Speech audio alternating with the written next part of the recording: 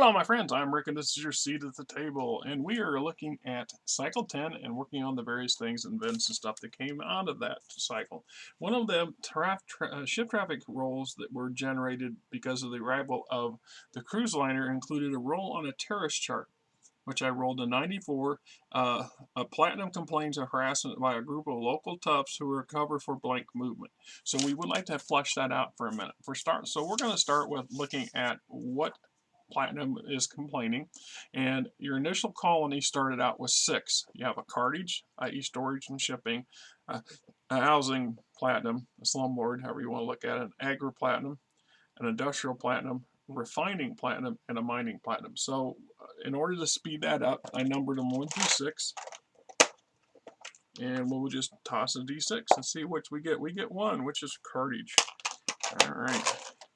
So number 1 would be our cartage platinum, which I don't think I have named or have had an event with yet, because I think the event so far, the one I do have is under the housing, because he wanted to establish his own little village or something like that, an event role, which is something we're progressing with in a different set of roles.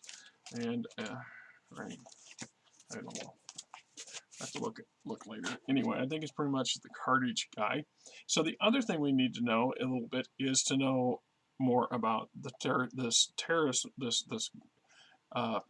local tough gang or group of thugs or whatever that's being a problem. And then we want to determine the event says that they're actually working as a cover for an actual organization of some kind, and we don't know if this is a homegrown thing that came with our colony. Perhaps it's something that's a carryover from the homeworlds that we traversed all the way across the half of the Imperium to get away from, and or something that just showed up out on this part of these group of people that just unloaded on our colony from that cruise liner.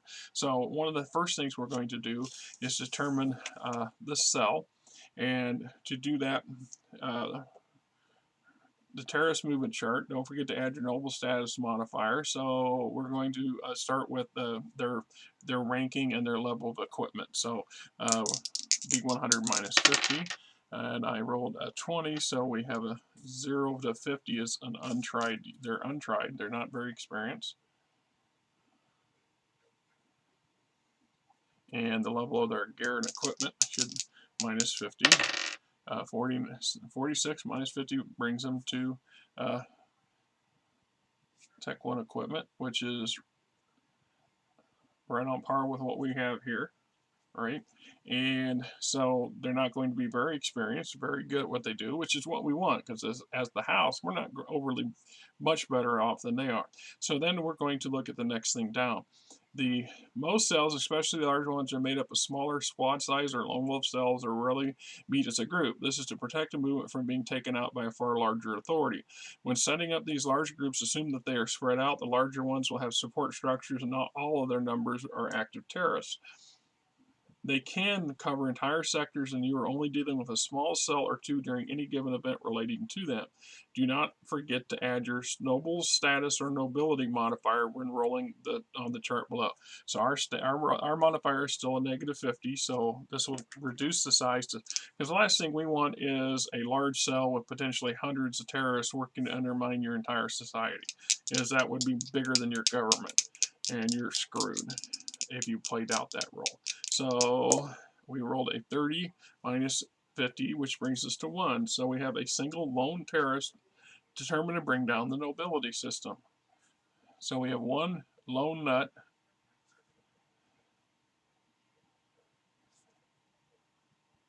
determined to bring down the nobility.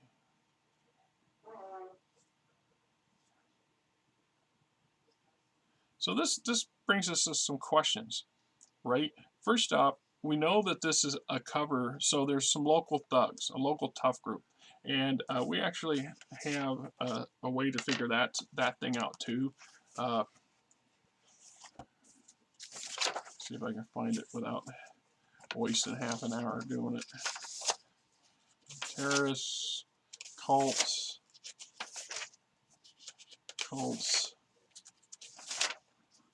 syndicates,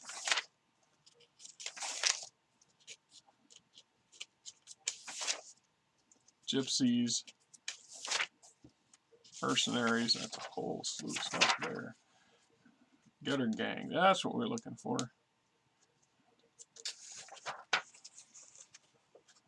And find the lead page, gutter gangs. Category frienders who run the gamut of local thugs to the truly galaxy-spanning gang organizations. Okay, local tough groups, small street gangs made up of local punks, hooligans, and wannabes. These groups form and dissolve on a regular basis on worlds throughout settled space. Poorly equipped and led, tough groups often serve as farms for true gutter gang recruitment. The typical tough group consists of 2 to 8 squads with 75% or less Tech 0 or lower weapons, clubs, shotguns, crude pistols, swords, daggers, that kind of stuff, knives, whatever, rocks. Predator recruits may need to account for lower tech weapons and gear, etc., etc. So we don't need to roll a whole bunch of stuff up on that because we know it's just a punk group. And so we're going to say 2 to 8 squads, which would be between 10 and 40 people, which would be a pretty good sized local punk group, which is not impossible, right? So I'm going to pull out a D8 if I got one in my box. Yeah, here we go. Pull a D8. We'll just flip that and we'll choose. All right, so we're looking at roughly, because I base squads on groups of 5. So we're talking a tough group.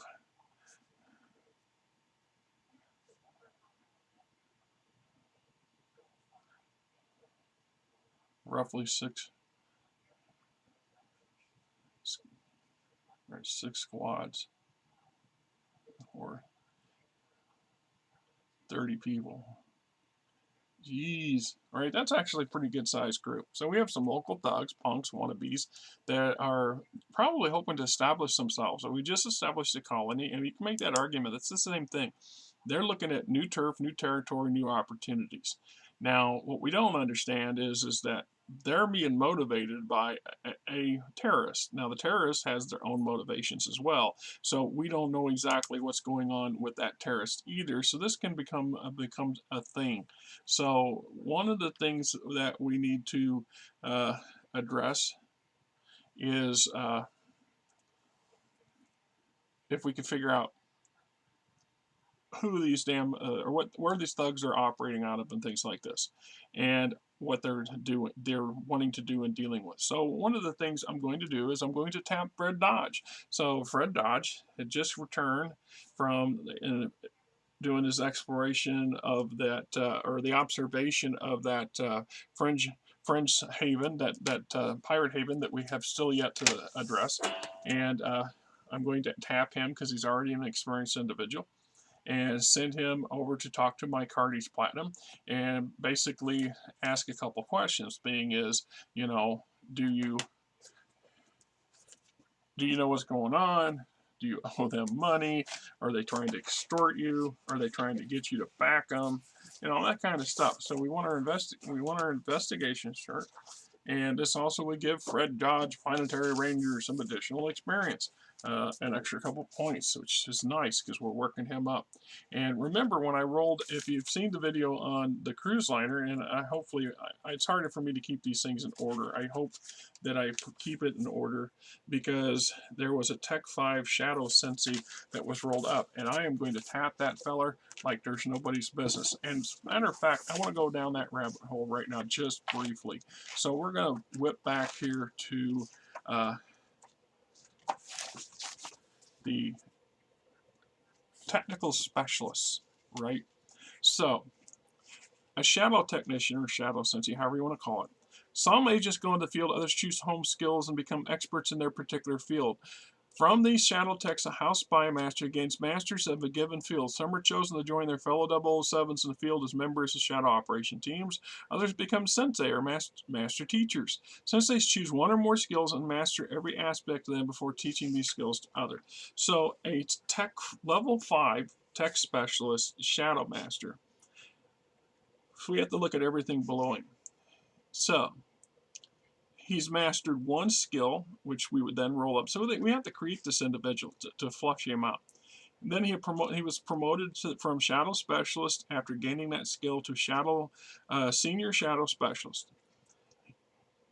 is master now of 2 skills, and then may personally train up to 5 students in both skills at the same time. Unable to make use of SimPods for this dual training, using SimPod training, a Shadow Specialist may only teach 1 skill to a large group at a time. The Tech 5 level Shadow Master. He replaces the need for 2 level 4 techs wherever they are assigned, etc. Is the master of 3 skills. May personally train up to 6 students in all 3 skills at the same time. Unable to make use of SimPods for dual training, blah, blah. So basically, I would roll up and determine what kind of weapon or hand-to-hand combat skills and things like this based on the skill chat roles that we have available for us to determine what he's potentially got skill set wise. Geez, I wish that thing would stop moving. It's just jiggling up and down, driving me a little crazy. So then I could take Fred Dodge and his counterpart and 2 or 3 other people, and then set them aside for 5 cycles, and have my shadow sensei teach them the basics of those skills, which would give them the equivalent of a Tech 2 entry level into those skill sets for those various skills. And once they've completed and they've gone and graduated, then you bring another batch in, and you keep doing this over and over and over. And there's the value of having this individual. So because it stipulates that they don't make use of sense pods. Think about biotechnology and cybernetics and advanced technology of using the ability to basically jack in to learn skills. So you would go to a virtual school to learn virtually the actual things physically you want to know. But there's actually some physical limits, certain nuances that certain types of skill sets really can't be conveyed in that kind of academic computer generated environment. There's something to be said about hands-on experience of actual physical things, because it's physically training your body as much as it is mentally training your mind. So that's all part of the way this plays down. And it's one of those things that we will need to do a video on. I'm not going to do it today, but I will put it on my list to do here in a short period of time, because I think it's something that's worth checking out. I mean, or maybe I will. I don't know exactly what I'm doing. I got a lot of crap to do today, so it is what it is. Meanwhile, Gutter Gangs and Fred Dodge, and so he goes, talks to the Cartage Platinum, which I have yet to flush out, and asks, are they demanding money? Which is the most likely of the things. So we're going to investigation. This would be a negotiation or a form of negotiation. NPC interaction. 80. He said yes. That's 20%. Have you given them any?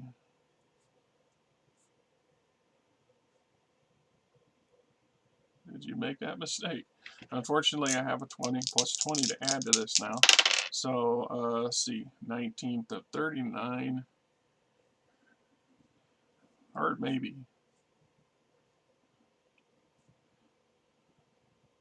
He's saying that, yeah, maybe I did, maybe I didn't. He doesn't want to acknowledge if he did or didn't, because he may be embarrassed, right? Let's see. Well, you keep giving them more. Well, you keep supporting it, because if you are, then we're going to have a problem with it. Although you can make the argument that the Platinum came to the house as part of the event saying, look, I'm being extorted. I want you to stop it. So anyway, plus 5 and 24 and 5 would be 29. The soft maybe with a negative. So he's probably saying, no, I'm not inclined to do this, but if they keep doing what they're doing, I'm scared, right? Are threatening you personally.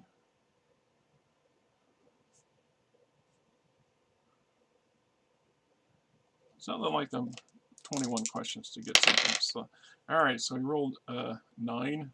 Minus 5 is 4. So that is a hard no. Now things are going to get nasty because now I've got a negative 30 to apply. Family?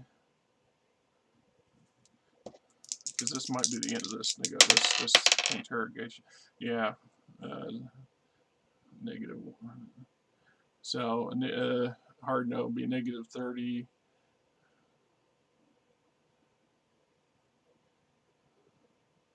Negative 60. Yeah, we're not going to get anything more out of that. So at that point, Fred doesn't know jack about what's going on. So what we're going to have Fred do is the investigation part. And we'll start with, can Fred find clues? And there's no modifiers to start with. Let's see. Well, that's not true. Investigation results, investigation modifiers. Number of cycles since this event occurred. We're on the same event, so no negative modifier. Investigator works for a house. It's a +0. Investigator is a veteran. No. Blah, blah. That's supported by team. Yes, so he gets a +5 for this. And he also has a base +10 for his own, so that's +15. Is the target unaware of investigation? As of now, sure. So +20. So, and we don't know, untried is, we know that the target is untried, so that is also a +5. So we have a +5 bonus to my negotiation. So we find a lead, so we find some clues. So 61 plus 25 is 87. So 87 is commonly known, +5 to base, yes. And it gets a +25.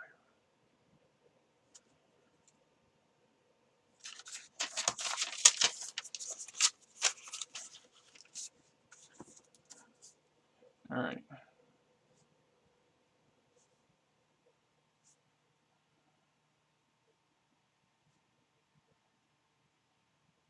So I'm going to ask, does Fred's clues lead him to where the Tufts are hanging out? So the Tufts hang out, right? The Tufts base. Because we can find, once again, got to know where they're at to deal with them. All right, so 29 plus 25, so 32. 32 is a weak yes. That gives us a +5.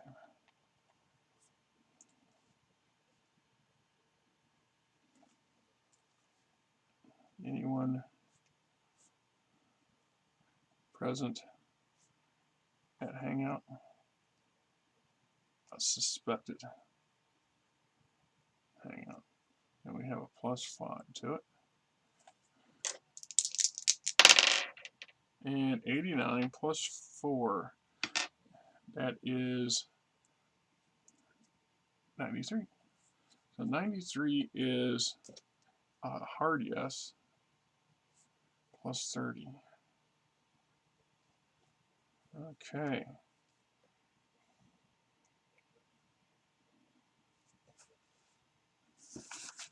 And I don't need to, I'm just going to say, just straight yes, no, or maybe, is there more than one?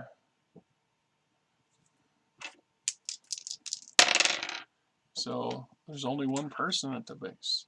All right. Can Fred apprehend thug without combat? +30. And 30 is 60, and 60 is yes. All right.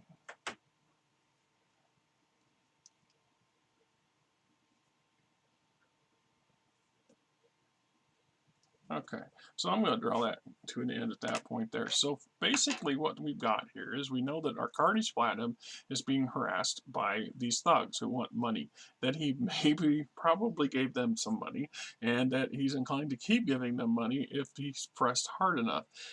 We also determined that Fred Dodge was able to locate where potentially where the safe house is. We don't know that, or their hideout. We don't know that exactly that it actually is the hideout because our numbers were kind of weak, and there was one individual there, and Fred was able to basically walk up and apprehend them without a fight.